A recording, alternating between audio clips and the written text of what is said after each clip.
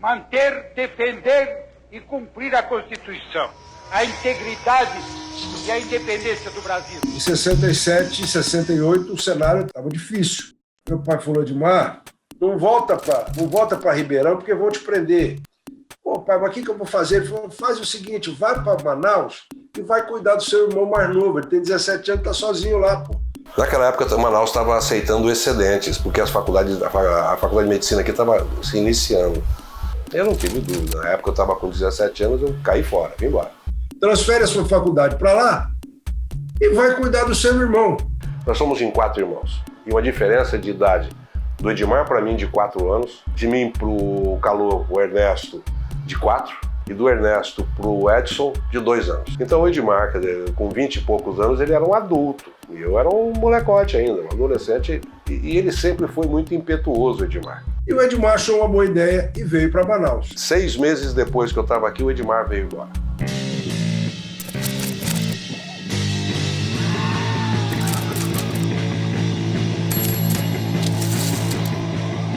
O meu pai, que era chefe de gabinete e estava doido para o filho estudar, ele foi conversar com o prefeito. Falou: prefeito, seguinte, tem essa oportunidade aqui, mas esse pessoal não tem grana para sobreviver lá. E nem eu, por exemplo, tenho para sustentar meu filho.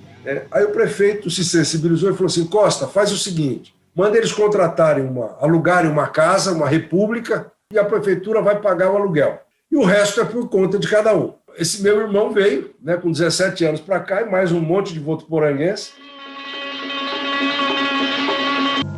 Manaus é uma cidade em plena expansão. O metro quadrado é hoje um dos mais caros no país.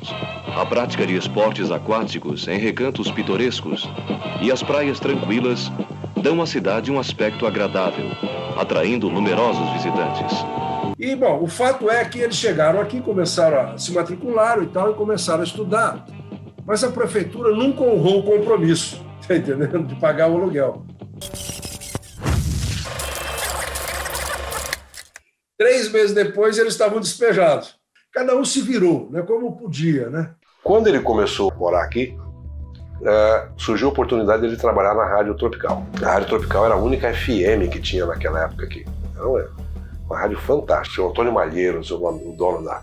Mas o Edmar tinha uma voz muito forte, muito marcante, e começou a fazer, a trabalhar na Rádio Tropical.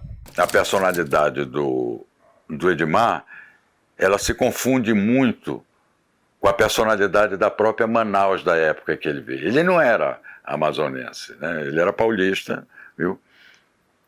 Todos os irmãos são paulistas. Eles vieram para cá no final da década de 60. Ele já fazia rádio no interior, o Edmar. Pessoa que gosta de rádio, entende, que trabalha com isso. Isso não desaparece da personalidade dele nunca.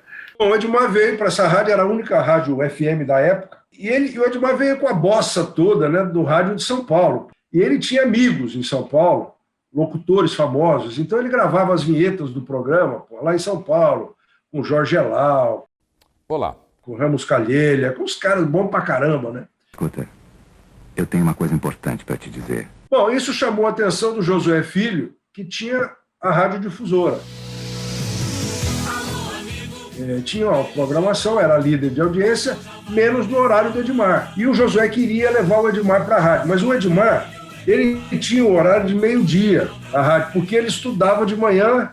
Ele falou: Josué, eu vou para sua rádio, mas o meu horário é meio-dia. Ele falou: não, Edmar, meio-dia não pode, porque às 11 horas da manhã começa a crônica da cidade, que era o pai dele, o velho Josué, que fazia todo... Aí o Edmar falou assim: porra, cara, mas durante o dia eu não posso, então vamos fazer depois da meia-noite. Aí o Josué falou assim: mas a rádio fecha à meia-noite. Aí o Edmar falou assim: bom, você não vai fazer aniversário agora? Bom, peça como presente de aniversário para teu pai, a rádio virar 24 horas, pô, é um bom presente. E ele falou isso pro Josué, o Josué levou na brincadeira, mas depois ele achou que era uma boa ideia, falou com o pai, e o pai topou. Até essa contratação do Edmar pela difusora, ele fazia alguns bicos, trabalhando, claro, na Tropical. Eu estava metido com a música e fazendo medicina e tudo mais. O Josué falou: olha, o horário de vocês vai ser da meia-noite em diante. E aí surgiu o Corujão na Madrugada.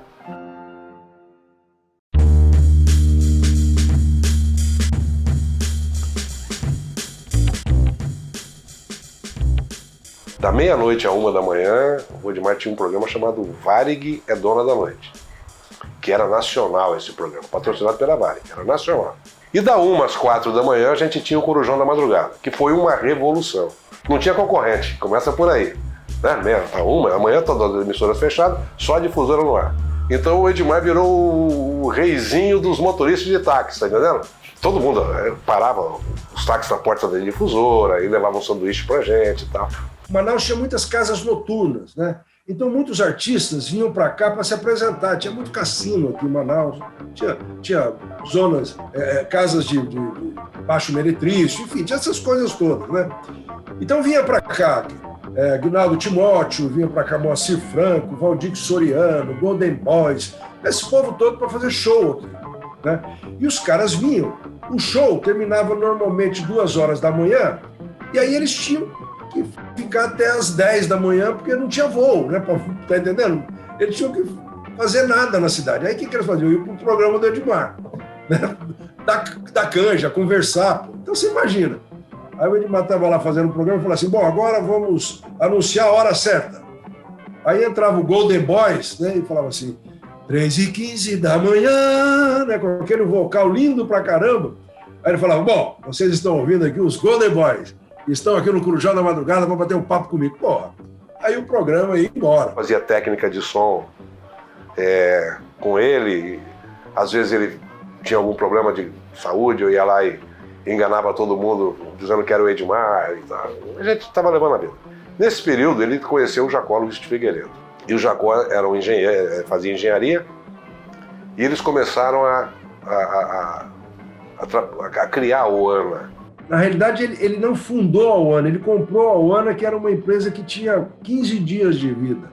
Ele precisava de uma empresa para receber os honorários dele da publicidade que ele vendia. Ele precisava de uma empresa de comunicação, e ele comprou essa empresa, né, que, na verdade, ela só existia no papel.